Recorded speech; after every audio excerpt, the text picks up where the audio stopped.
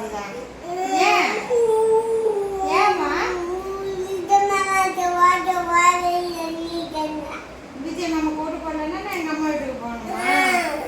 அடியே சரி. விஜய் மாமா சரி அழக்கூடாது. எவ்வளோ கண்ணீர் தங்கத்தோட கண்ணில் சோறிட்டோம். சரி சரி அம்மா விஜய் மாமா போட்டு போடுறேன். சரி அம்மா வச்சிருங்க.